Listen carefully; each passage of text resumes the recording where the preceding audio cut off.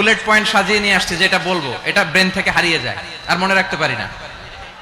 জান নিয়েই তো টানাটানি, আমি মনে রাখবো কি? জান নিয়ে টানাটানি। তো যদি আমরা প্রতিটা বড় বড় পাবলিক ইভেন্টে যদি এরকম করি, আমাদের পক্ষে কি আর ময়দানে কথা বলা সম্ভব হবে?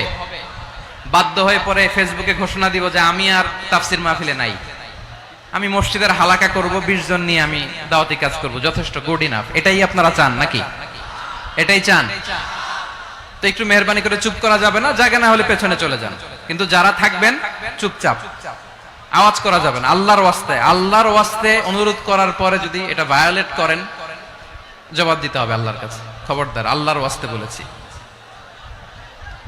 আওয়াজ করা যাবে না। ভাইয়েরা, এইভাবে আলোচনা করা যায় না, মেহরবানি করে আওয়াজ করবেন না। আমার দিকে তাকান। আজকে যে টপিকটা নিয়ে আমি আপনাদের সামনে কথা বলবো সেটা হচ্ছে